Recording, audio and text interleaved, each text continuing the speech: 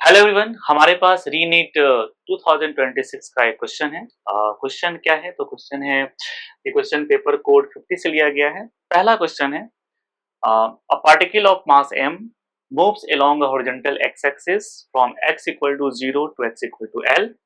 The coefficient of kinetic friction varies as a function of x as mu k x equal to mu naught minus alpha x, where mu naught alpha are the constants of appropriate dimensions, so that mu k L equal to 0.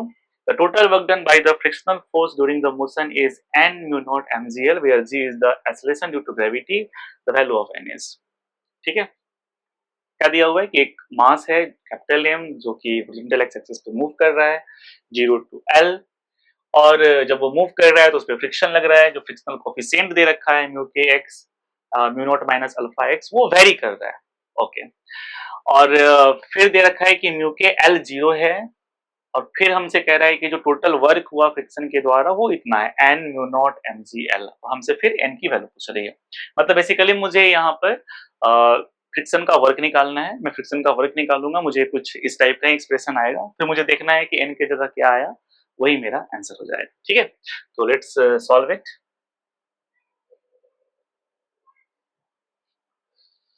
चलिए, तो हम एक horizontal line यहाँ draw करते हैं।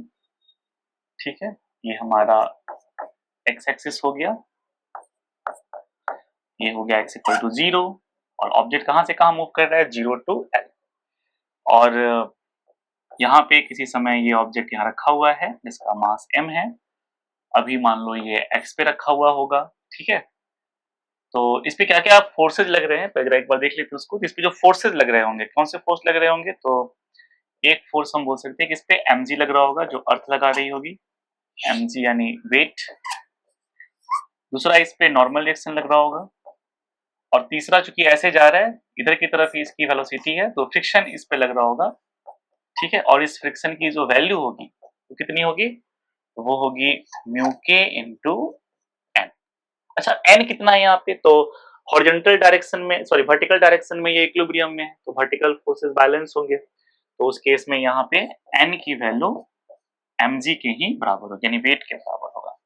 ठीक है, vertical direction में नेट फोर्स 0 होगा, जितना ऊपर लग रहा होगा उतना ही नीचे भी लग रहा होगा। तो n इक्वल टू mg। अगर हम यहाँ n की जगह mg रख दें तो हमारा फ्रिक्शन फोर्स की जो वैल्यू आती है वो आती है म्यू के mg। अच्छा, म्यू के यहाँ पर कांस्टेंट नहीं है, म्यू के वेरिएबल है, और म्यू के की वैल्यू क्या होगी? तो ये आपका दे रखा है म्यू के की वैल्यू, है ना।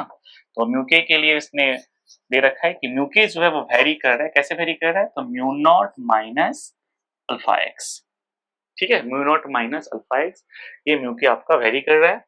और फिर एक और इंफॉर्मेशन है कि जब एक्स एल हो गया तो मतलब तो उस समय म्यू के की जो वैल्यू होगी, यानी म्यू के एल, तो म्यू के एल की वैल्यू दे रखी है, आप यहाँ एक्स की जगह एल रखिए, तो ये आता है mu not minus alpha L, और इसकी वैल्यू दे रखी है 0, है ना। मतलब मैं इसको 0 के बराबर लिख सकता हूँ। अगर मैं इसको 0 के बराबर लिखता हूँ तो मुझे ना यहाँ से अल्फा की वैल्यू पता चल जाएगी। ठीक है, तो मैं यहाँ से अल्फा निकाल सकता हूँ। अल्फा क्या आएगा? ये अल्फा इधर जाएगा, और अल्फा की वैल्यू आएगी mu naught by L. Okay, तो मुझे यहाँ से अल्फा पता चल गया।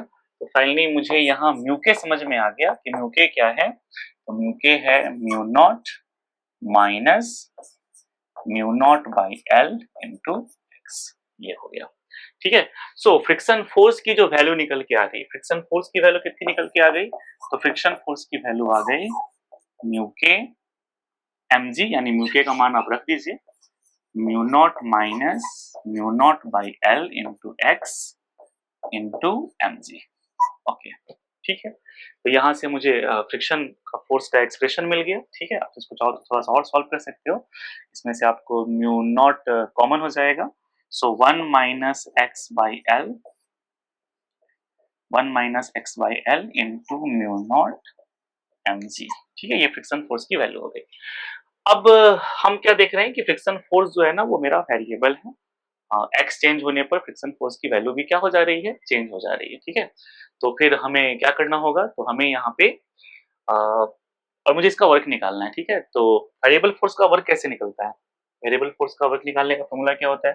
किसी आर्बिट्ररी पोजीशन पे जाइए, है नहीं, और फिर उस पे लगने वाले फोर्स पता कीजिए। ठीक है, तो मैं कहाँ था, मैं आर्बिट्ररी पोजीशन पे ही तो था, किसी एक्स पे था, राइट। तो किसी आर्बिट्ररी पोजीशन पे जाइए, फिर इस पे लगने वाला फोर्स पता कीजिए। तो फोर्स कितना लग रहा है फ्रिक्शन, तो फ्रिक्शन फोर्स लग रहा है, मुझे पता है कितना लग रहा है, अभी तो मैंने निकाला 1 minus x by L into mu naught M G, इतना फोर्स लग रहा है। फिर इसको छोटा सा डिस्प्लेसमेंट दीजिए dx, ठीक है, फिर छोटू सा जो काम होगा वो निकालिए, तो क्या आएगा एफ आर डी एक्स, है ना। सॉरी, ये चूंकि फोर्स डिस्प्लेसमेंट अपोजिट है, this work must be negative, तो minus F R D X आपका यहाँ वर्क आएगा W बराबर माइनस एफ एस, जब फोर्स डिस्प्लेसमेंट अपोजिट होते हैं। फिर आप को टोटल वर्क चाहिए, तो आप इसी को क्या कर दीजिए, इंटीग्रेट कर दीजिए। कहाँ से कहाँ ऑब्जेक्ट जा रहा है, तो x equal to 0 to x equal to l, so 0 से l इसको इंटीग्रेट कर दीजिए, ये आपका टोटल वर्क निकल जाएगा। मतलब बेसिकली मुझे इस इंटीग्रेशन को यहाँ पे सॉल्व करना है और फिर मुझे आंसर आ जाएगा। ठीक है, जितनी कुछ मैं फिगर बना के दिखा रहा हूँ, ये आप जल्दी जब कीजिएगा तो फिर आप डायरेक्ट एक्सप्रेशन ही लिखिएगा और फिर ये वैल्यूज मतलब आपको सॉल्व करने पर यहाँ वैल्यू मिल जाने वाली है। चलिए मैं वैल्यू पुट कर देता हूँ, तो माइनस एफ आर की वैल्यू हो गई, माइनस को मैंने बाहर कर लिया, 1 माइनस एक्स बाई एल, और फिर आपका यहाँ आ रहा है mu naught M G D X, और x equal to 0 to x equal to L. Okay, तो म्यू नॉट एम जी तो भाई कांस्टेंट है, तो उसको मैं बाहर कर सकता हूँ। ठीक है, तो मैंने इसको फिर बाहर किया, देखिए मुझे क्या आ रहा है, म्यू नॉट एम जी मैंने बाहर कर लिया है, और फिर मुझे बचा 1 माइनस एक्स बाई एल का इंटीग्रेशन, कहाँ से कहाँ, 0 से एल डी एक्स।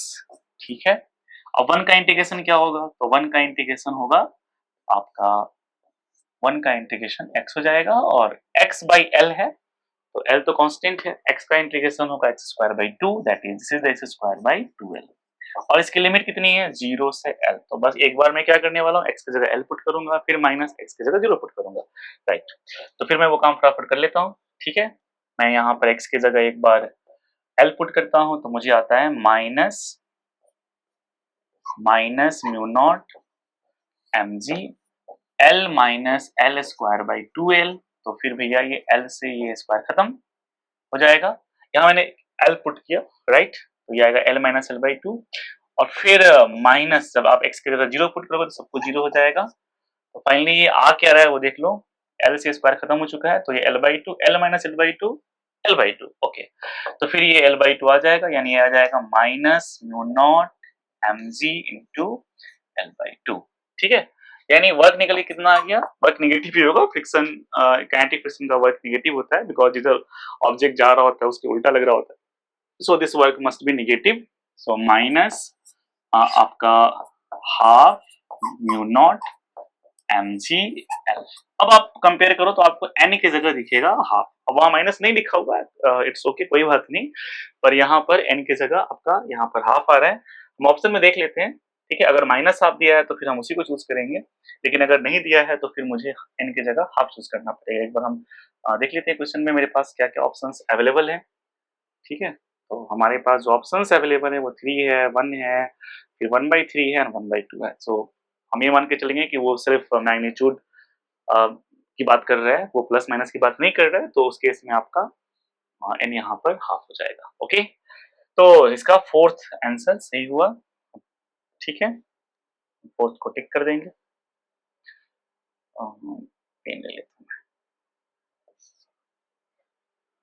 ठीक, अब उम्मीद करते हैं आपको समझ में आया होगा। अब हम नेक्स्ट क्वेश्चन की तरफ बढ़ रहे हैं। नेक्स्ट क्वेश्चन बहुत ही आसान है। नेक्स्ट क्वेश्चन है आपका mean free path of molecule in an ideal gas, ये आपका थर्मोडायनामिक्स से लिया गया है। ठीक है, तो जरा इसको पढ़ते हैं हम लोग, मतलब काइनेटिक थ्योरी ऑफ गैसेस जो है आपका वहां से लिया गया है। ठीक है, तो कह रहा है कि the mean free path of molecules in an ideal gas A is half that of another ideal gas B, the diameter of the spherical molecules of gas A is twice the diameter of the molecules of B, if the number of densities of the gases is A and B are Na and Nb respectively, यानी number densities यानी number of molecules per unit volume, ठीक है, तो वो अगर Na और Nb है respectively, then the correct option is, तो correct option हमसे पूछा जा रहा है। ठीक है, तो ये तो आप इस क्वेश्चन को सॉल्व करने के लिए ना आपको मीन फ्री पाथ का फॉर्मूला जो होता है वो आपको याद होना चाहिए, ठीक है।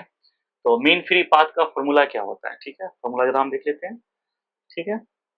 तो मीन फ्री पाथ के लिए हमने फॉर्मूला पढ़ रखा है कि L बराबर 1/2, एनसीईआरटी के बुक में है, 1/2 आपका √2 n पाई डी स्क्वायर, जहां n यही आपका नंबर डेंसिटी है और d आपका डायमीटर है। ओके, तो हम यहां से देख पा रहे हैं कि जो मेरा L है, ठीक है, वो है वो इनवर्सली चल रहा है किसके, तो n के और डी स्क्वायर के, ठीक है, n डी स्क्वायर के इनवर्सली चल रहा है। ओके, ठीक है। हमें दिया क्या है, हमें एक बार फिर से क्वेश्चन को पढ़ लेते हैं हम जरा। कह रहा है कि mean free path of molecule in an ideal gas A is half, ideal gas A is half that of another ideal gas B, मतलब दो गैसेस हैं यहाँ ए और बी, एक का मीन फ्री पाथ दूसरे के मीन फ्री पाथ का आधा है, ए का बोल रहा है कि बी का आधा है, ठीक है। तो ए का बोल रहा है बी का आधा है। फिर डायमीटर के बारे में इंफॉर्मेशन है कि diameter of the spherical molecules of gas is twice the diameter of molecules of B, मतलब मीन फ्री पाथ आधा है पर डायमीटर आपका डबल है। और फिर हमसे नंबर डेंसिटीज का के बारे में पूछ रहा है कि नंबर डेंसिटीज के बीच क्या रिलेशन होगा, ठीक है। तो हम निकालते हैं नंबर डेंसिटीज के बीच रिलेशन, ठीक है। चलिए, तो आ जाइए फटाफट। अब इस एक्सप्रेशन को देख करके हम यहाँ पर एक काम करते हैं, इसको हटाते हैं और सीधा सीधा जो लेंथ है वो लिखता हूँ, ठीक है। तो LA को अगर मैं लिखूंगा तो वो मुझे आएगा 1/√2 n NA पाई DA का स्क्वायर, ओके। अगर मैं LB लिखता हूँ तो मुझे क्या आने वाला है 1/√2, उसके बाद आने वाला है आपका NB पाई DB का स्क्वायर, ओके। फिर क्वेश्चन में दिया हुआ है कि जो LA है वो आपका LB का हाफ है, this is the half LB, okay, ठीक है। और फिर डायमीटर के बारे में दिया हुआ है कि जो डायमीटर ऑफ ए है is the double of diameter of dB, यानी कहने का मतलब मैं इस डीए को हटा सकता हूँ और जब मैं डीए को हटाऊंगा तो उसकी जगह 2 dB लिखूंगा, तो फाइनली यहाँ पे मुझे क्या दिखेगा, यहाँ पे मुझे दिखेगा 4 dB स्क्वायर, ठीक है। क्या दिखेगा मुझे 4 dB स्क्वायर, ओके, ठीक है। और मुझे NA/NB चाहिए। अब मैं क्या करने जा रहा हूँ, मैं रेशियो ले रहा हूँ इन दोनों, ठीक है। अगर मैं रेशियो लूंगा तो LB कैंसिल हो जाएगा और यहाँ पे सीधा बचेगा हाफ, और यहाँ पे जब मैं रेशियो लूंगा तो एक क्वांटिटी ऊपर चली जाएगी, ठीक है। फिर √2 से √2 कैंसिल हो जाएगा, पाई से पाई कैंसिल हो जाएगा और डीबी स्क्वायर से डीबी स्क्वायर कैंसिल हो जाएगा, और फाइनली आएगा क्या, तो ऊपर में आएगा NB और नीचे में आएगा ये 4 और ये Na, ठीक है, 4Na ऐसा कुछ आएगा। फिर ये 2 से ये 4 भी कैंसिल हो जाएगा 2 से, फिर आप Na इधर ले आइए, तो इसको सॉल्व करने से Na बराबर आपको मिलने वाला है हाफ NB, है ना। Na इक्वल टू क्या मिलने वाला है, हाफ NB, ठीक है। तो करेक्ट लेसन यही आ रहा है। हम देख लेते हैं यहाँ पे कि मेरे पास क्या है ऑप्शंस में। थर्ड ऑप्शन Na बराबर 1/4 ये नहीं है, Na बराबर हाफ NB राइट ऑप्शन है, तो मैं इसको सिलेक्ट कर लूंगा, ओके, ठीक है।